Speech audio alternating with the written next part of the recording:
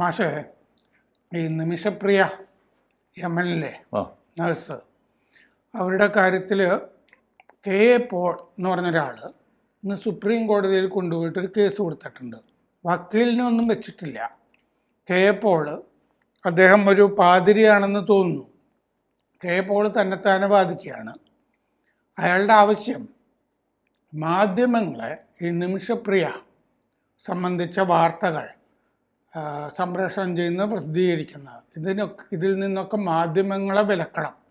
അതുപോലെ ഈ എന്താണ് സുഭാഷ് ചന്ദ്രൻ, സുഭാഷ് ചന്ദ്രൻ, ഈ ആക്ഷൻ കൗൺസിലിൻ്റെ സുഭാഷ് ചന്ദ്രൻ, പിന്നെ കാന്തപുരം അബൂബക്കർ മുസ്ലിയാർ, ഇവരെ ഇതിൽ ഇടപെടലിൽ നിന്നും വിലക്കണം.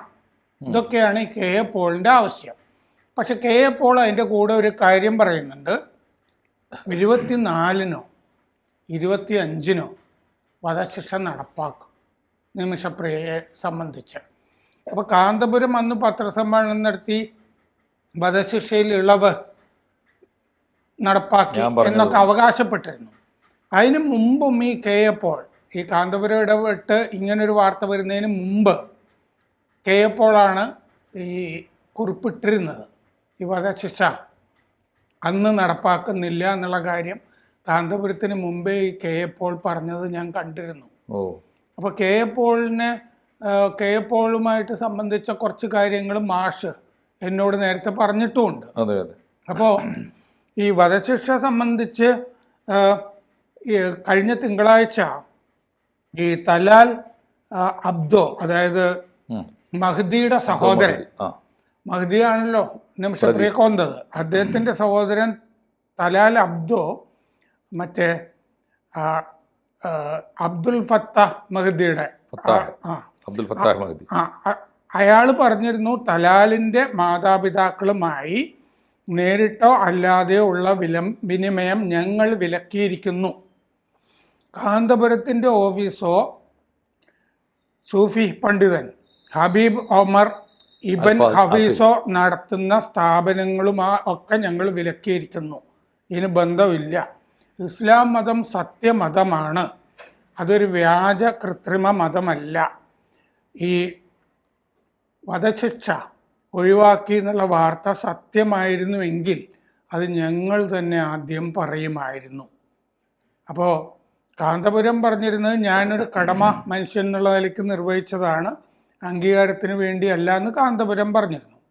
സൂഫി, കാന്തപുരത്തിന് പരിചയമുള്ള സൂഫി പണ്ഡിതൻ ഷെയ്ഖ് ഹബീബ് ഉമർ ബിൻ ഹാഫിസ് എൻ്റെ പ്രതിനിധികൾ തലാൽ കുടുംബത്തിന് കണ്ടെന്നാണ് കാന്തപുരം പറഞ്ഞിരുന്നത്. അങ്ങനെ വധശിക്ഷയിൽ ഇളവ് വന്നു എന്ന് ഇത് തലാലിൻ്റെ സഹോദരൻ തള്ളിയിട്ടുണ്ട്. ഈ തള്ളിക്കഴിഞ്ഞപ്പോൾ ഇവിടെ മുഖ്യധാരാ മാധ്യമങ്ങളൊന്നും ഇത് പറഞ്ഞില്ല. തലാലിൻ്റെ സഹോദരൻ കഴിഞ്ഞ തിങ്കളാഴ്ച പറഞ്ഞപ്പോൾ. അപ്പോൾ സഹോദരൻ പിന്നീട് അവിടുത്തെ ഭരണകൂടത്തിനോട് ആവശ്യപ്പെട്ടു. എന്ത് ഭരണകൂടമാണോ ആ ഭരണകൂടത്തോട്, ഹൂത്തികളെങ്കിൽ ഹൂത്തികൾ ആവശ്യപ്പെട്ടു, ഈ തീയതി ഇനി പുനർനിർണയിക്കണം, തീയതി നിശ്ചയിക്കണം എന്നാവശ്യപ്പെട്ടു. പകരം വീട്ടലിന് പകരമായിട്ട് ഒന്നുമില്ല. കൊലപാതകത്തിന് പകരം വീട്ടുകയാണ് വേണ്ടത്, അതിന് പകരമായിട്ടൊന്നുമില്ല. അപ്പോൾ നമ്മുടെ വിദേശകാര്യ വകുപ്പും കാന്തപുരത്തിൻ്റെ പങ്ക് അങ്ങനെ സ്ഥിരീകരിച്ചില്ല.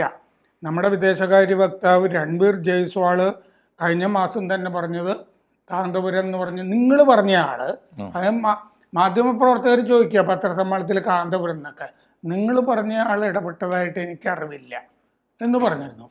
അപ്പോൾ ഇപ്പോൾ എന്താ ഇതിൻ്റെ അവസ്ഥ?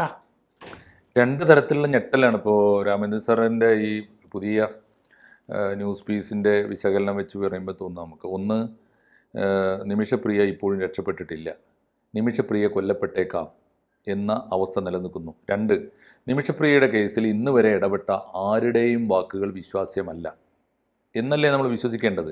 ഞാൻ ആദ്യം അവിശ്വസിക്കേണ്ടി വന്നത് ഇതിൽ കെ എ പോൾ ഇന്ന് സുപ്രീം കോടതിയിൽ പറഞ്ഞിരിക്കുന്നത് നിമിഷപ്രിയയുടെ അമ്മയുടെ അഭിപ്രായമാണ് അയാൾ അവതരിപ്പിക്കുന്നതെന്നാണ്. അപ്പോൾ ഇതിൽ 2-3 കേസുണ്ട്. അതിൽ നിമിഷപ്രിയയുടെ അമ്മ ഇപ്പോൾ ഈ കെ എ പോളിൻ്റെ വാക്കുകളിൽ സ്വാധീനിച്ചിട്ടുണ്ടാവാമെന്ന് പറയുന്നൊരു കരയാവുന്നൊരു ന്യായം, ഈ കേസിൽ ആദ്യം നമ്മൾ കേട്ടിരുന്ന ഒരു പേര് നിമിഷപ്രിയയുടെ അമ്മയെ ഇവിടുന്ന് കൊണ്ടുപോയി സനയിൽ യമനിൽ താമസിപ്പിച്ച് അവർക്ക് ജയിലിൽ പോയിട്ട് സാമുവൽ ജെറോം, ഈ സാമുവൽ ജെറോം ഫ്രോഡാണ് എന്ന വാർത്തയാണ് പിന്നെ പുറത്തു വരുന്നത്. സാമുവൽ ജെറോം അവിടുത്തെ വക്കീലിന് കൊടുക്കാൻ കേസിൻ്റെ ചെലവിന് എന്നൊക്കെ പറഞ്ഞിട്ട് ഏതാണ്ട് 40 ലക്ഷം രൂപയോ മറ്റോ കൈപ്പറ്റിയിരിക്കുന്നു. പിന്നെ ഇത് 8.5 കോടിയൊക്കെ ആയി. അതെ പിന്നെ 40 കോടിയാണോ? അല്ലല്ല, 8.5 കോടി, 40 ലക്ഷം. ആദ്യമൊക്കെ ചെറിയ തുകയാ പറഞ്ഞിരുന്നത്. 70 ലക്ഷമാണ് ആദ്യം 4 കൊല്ലം മുമ്പ് പറഞ്ഞിരുന്ന 70 ലക്ഷമാണ്. ഞാൻ തന്നെ ഒരു ചർച്ചയിൽ ഇത് എങ്ങനെ പിന്നെ 8.5 കോടിയായി എന്ന ചോദ്യമുണ്ട്. ഇപ്പോൾ തലാലിന്റെ കുടുംബമായിട്ട് ഒരു ചർച്ചയും നടന്നിട്ടില്ല. ഇല്ല, അവർ ഗോത്രവർഗമാണ്. അവിടുത്തെ ഗോത്ര മൂപ്പനാണ് സ്വാധീനം. ഗോത്ര മൂപ്പനെ ആരും കണ്ടിട്ടില്ല. ഒന്ന് മാത്രമല്ല, ഈ ഹൂത്തി തീവ്രവാദികൾ ഷിയാക്കളാണ്. അതെ, കാന്തപുരം ഇന്ത്യയിലെ ഏറ്റവും വലിയ സുന്നി നേതാവാണ്. അദ്ദേഹത്തിന് പരിചയമുള്ള ഉമർ ബിൻ ഹാഫിസ് അവിടുത്തെ ഏറ്റവും വലിയ സുന്നി നേതാവാണ്. ഈ സുന്നി നേതാക്കൾ ഷിയ നേതാക്കളും തമ്മിലാണ് പൗരോഹിത്യം എന്ന നിലയിൽ. അദ്ദേഹത്തിന് പരിചയമുള്ള ആള് സൂഫി അല്ലേ? അല്ല, സൂഫിയാണ്. പക്ഷേ യമനിലെ സൂഫി എന്ന് പറഞ്ഞാൽ പോലും സുന്നികളാണ്. ഇപ്പം ഇവിടുത്തെ സൂഫികളൊക്കെ സുന്നികളാണല്ലോ ആ അർത്ഥത്തിൽ. പക്ഷെ കുറച്ചുകൂടി കൂത്തികൾ സൂഫികളുമായിട്ട് അടുപ്പമുണ്ടാവും. വേണമെങ്കിൽ ബന്ധിപ്പിക്കാവുന്ന ഒരു കണ്ണിയാണ് നമ്മളതിൽ പ്രതീക്ഷയോടെ നിന്നത്. അതിലിപ്പോൾ ആദ്യം വന്ന കേസ് ഈ ഭാസ്കരൻ ഇത് അമ്മയെ കൊണ്ടുപോയി പാർപ്പിച്ച് ഈ കേസിൽ മോളെ കാണാൻ അമ്മയ്ക്ക് സൗകര്യമൊക്കെ ചെയ്തു കൊടുത്ത് ഇപ്പോഴും അവരവിടെയാണത്രേ. അപ്പോൾ അദ്ദേഹം ഇതിൽ വലിയ വെട്ടിപ്പ് നടത്തി എന്നാണ് ആദ്യം വന്ന വാർത്ത. അത് പുറത്തു കൊണ്ടുവന്നത് ഈ അഡ്വക്കേറ്റ് സുഭാഷ് ചന്ദ്രനും കൂട്ടരുമാണ്. സുഭാഷ് ചന്ദ്രൻ അവര് ഒരു നിമിഷപ്രിയയുടെ സുഭാഷ് ചന്ദ്രൻ സാമുവൽ ജെറോമിനെതിരാണ്. അപ്പോൾ സാമുവൽ ജെറോമിന് ഇപ്പോൾ സുഭാഷ് ചന്ദ്രനെതിരാണ് ഇപ്പോൾ വന്ന കെ എ പോള്. ഒരു പക്ഷേ കെ എ പോളും സാമുവൽ ജെറോമും തമ്മിൽ അടുപ്പമുണ്ടാവും, നിമിഷപ്രിയയുടെ അമ്മയുമായിട്ട് ബന്ധമുണ്ടാവാം. അതിൻ്റെ ഒരു നെക്സസ് വായിക്കാം. അതേസമയത്ത് രണ്ടാമത്തെ കേസ് ഇതിൽ കാന്തപുരം രംഗത്ത് വന്നു. കാന്തപുരം പറഞ്ഞു ഞാൻ ആവശ്യപ്പെട്ടതുകൊണ്ട് മാറ്റിയിരിക്കുന്നു എന്നാണ്. അതിന് എത്രയോ മുമ്പ് തന്നെ ഈ വാർത്ത വന്നു എന്നുള്ളതാണ്. കെ എ പോൾ തന്നെ പുറത്തുവിട്ട കാര്യം സാറ് പറഞ്ഞു. ഇതിനു മുമ്പ് തന്നെ വാർത്തകൾ വന്നിരുന്നു എന്നുള്ളത് ഒന്ന്. പിന്നെ കാന്തപുരം തന്നെ പുറത്തുവിട്ട കത്തിൽ എവിടെയും ഈ ഷെയ്ഖ് അബൂബക്കർ ഇന്ത്യയുടെ ഗ്രാൻഡ് മുഫ്തി ആവശ്യപ്പെട്ടതുകൊണ്ടാണെന്ന് പറഞ്ഞിട്ടില്ല. അദ്ദേഹത്തിൻ്റെ പേര് എവിടെയും പറയുന്നില്ല. മാറ്റിവെച്ചിരിക്കുന്നു എന്ന വിവരം ഒരു ഫാക്സിലൂടെ വന്നത് അദ്ദേഹം പത്രസമ്മേളനത്തിൽ കാണിക്കുന്നേ ഉള്ളൂ. അത് സംശയാസ്പദമാണ്. രണ്ട്, ഞാൻ ഭരണകൂടവുമായി ഇന്ത്യ ഗവൺമെൻറ്റുമായി എത്ര വേണമെങ്കിലും സഹകരിക്കാൻ തയ്യാറാണെന്ന് ആദ്യത്തെ പത്രസമ്മേളനത്തിൽ കാന്തപുരം പറയുന്നുണ്ട്. അതേ കാന്തപുരം ഇപ്പോൾ രക്ഷപ്പെട്ടുകൊണ്ട് പറയുന്നത് എനിക്കിതിൽ റോളില്ല, ഇനി ഗവൺമെൻറ് ചെയ്യേണ്ടത് അവർ ചെയ്യട്ടെ എന്നാണ്. ഇദ്ദേഹത്തെ സുഭാഷ് ചന്ദ്രൻ സുപ്രീം കോടതിയിൽ പോയി പറഞ്ഞത് കാന്തപുരം ഉസ്താദിനെ പോലുള്ളവരെ കൂട്ടിയിട്ട് വേണം, അത് മാത്രമേ നമുക്ക് ആക്സസ് ഉള്ളൂ. അവിടെ ഭരണകൂടം പോലും ഇല്ല. അവിടെ തീവ്രവാദികൾ വന്ന് അന്യരാജ്യത്ത് നിന്ന് വന്ന് ഇറാൻ്റെ പിന്തുണയോടുകൂടി നടത്തുന്ന അധിനിവേശ ഭരണകൂടമാണ്. അവരോട് സംസാരിക്കണമെങ്കിൽ കാന്തപുരം ഉസ്താദിനെ പോലെ ഒരാൾ വേണം, അയാളുടെ സ്വാധീനം ഉപയോഗിക്കണം എന്നാണ്. ഇപ്പോൾ കാന്തപുരം പറയുന്നത് അതിനില്ല, ഞാൻ സഹകരിക്കാമെന്ന് പറഞ്ഞ ആൾ ഇനി ഞാനില്ല. എനിക്ക് തോന്നുന്നത് ഇപ്പോൾ കെ എ പോൾ ഒടുവിൽ പുറത്തുവിട്ട ആശങ്കാജനകമായ വാർത്തയുണ്ടല്ലോ, അടുത്ത 24 എന്നാ ഡേറ്റ് പറഞ്ഞു, 24-25 അപ്പോഴേക്കും ഈ സുപ്രീം കോടതി ഇനി ഇത് തിങ്കളാഴ്ചയെ കേൾക്കുള്ളൂ എന്ന് പറഞ്ഞിട്ടുണ്ട്. അപ്പോഴേക്ക് 24-25 കഴിഞ്ഞു പോകും. രണ്ടാമത്തെ ഒരു കാര്യം, ഈ ആദ്യമേ യമനിൽ നിന്ന് അറബ് സോഴ്സിൽ നിന്ന് വന്നൊരു വാർത്ത ഉണ്ടായിരുന്നു. ഇത് മാറ്റിവെച്ചത് ആരുടെയും സമ്മർദ്ദം കൊണ്ടല്ല, അവിടുത്തെ തന്നെ പബ്ലിക് പ്രോസിക്യൂട്ടറുടെ ഒരു ഡിമാൻഡാണ്. കാരണം ഇത് വലിയ ലോക വാർത്തയായി കഴിഞ്ഞപ്പോൾ മാധ്യമങ്ങളിൽ വാർത്ത വന്നു എന്നുള്ളത് ശരിയാണല്ലോ. വാർത്ത വന്നപ്പോൾ ഒരു പക്ഷേ ആ ജയില് തന്നെ വളയാൻ തക്കവണ്ണം വലിയ പ്രതിഷേധം ഉണ്ടായി വരുമെന്ന് ഭയപ്പെട്ടതുകൊണ്ട് സ്ട്രാറ്റജിക്കായിട്ട് അവരെടുത്തൊരു മൂവാണ് ഈ മാറ്റിവെക്കൽ.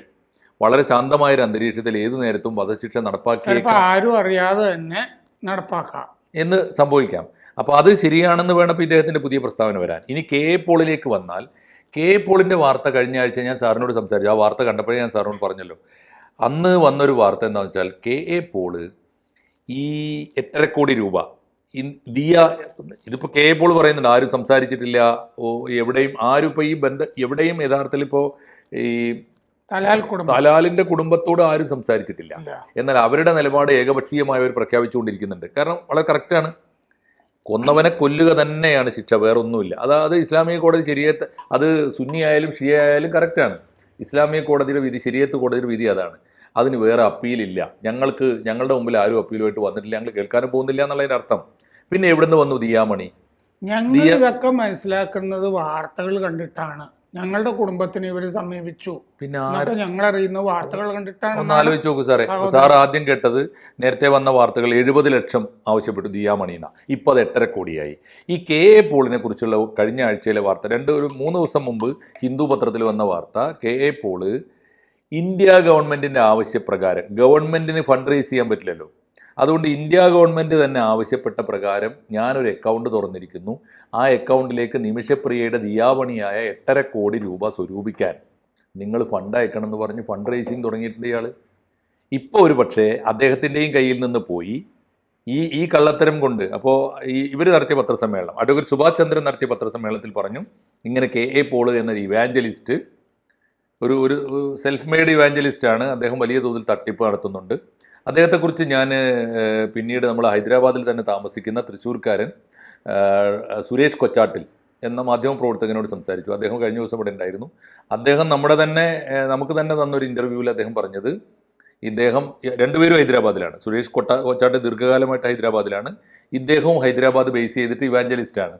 അദ്ദേഹം പറയുന്നത് ആജന്മ ഫ്രോഡാണ്, വിശ്വസിക്കാൻ കൊള്ളൂല KA പോൾ എന്നാണ്. KA പോളിനെ കുറിച്ച് സുഭാഷ് ചന്ദ്രൻ ഒടുവിൽ നടത്തിയ പത്രസമ്മേളനത്തിൽ പറഞ്ഞത്, KA പോൾ എന്ന ഇവാഞ്ചലിസ്റ്റ് നിമിഷപ്രിയയുടെ പേരിൽ 8.5 കോടി സ്വരൂപിക്കാനുള്ള ഫണ്ട് റേസിംഗ് നടത്തുന്നുണ്ട്, കരുതിയിരിക്കുക, ആരും ഫണ്ട് കൊടുക്കരുത്.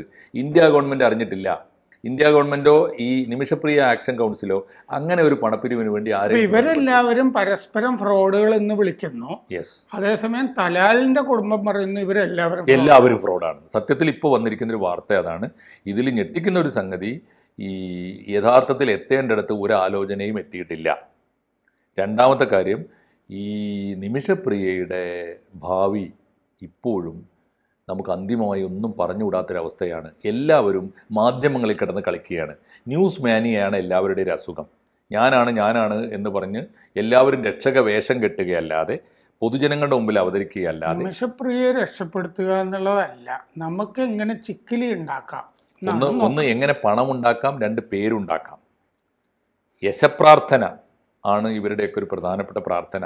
നിമിഷപ്രിയയുടെ ആത്മാവിന് വേണ്ടി ആത്മാർത്ഥമായൊരു പ്രാർത്ഥന പോലും ജീവന് വേണ്ടി ഇവരൊക്കെ നടത്തുന്നുണ്ടോ എന്ന്. ഏത് ആത്മീയ നേതാവായാലും, ഞാൻ പറയുന്നത് അത് മുസ്ലിം പക്ഷത്തായാലും ക്രിസ്ത്യൻ പക്ഷത്തായാലും ഏത് പക്ഷത്തായാലും, ഇവരൊന്നും ഈ സമയത്ത് നമുക്ക് രണ്ടുപേർക്കും പടച്ചോനോട് തീർച്ചയായിട്ടും എനിക്ക് തോന്നുന്നു ഇവരെക്കാളൊക്കെ പ്രാർത്ഥിക്കാനുള്ള അർഹതയും നമുക്കുണ്ടാവും.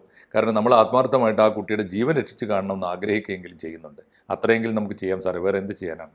കൂടുതൽ വാർത്തകളും വിശേഷങ്ങളും നിങ്ങളിലേക്ക് എത്താൻ ABC മലയാളം സബ്സ്ക്രൈബ് ചെയ്യുക, ബെൽ ബട്ടണും അമർത്തുക.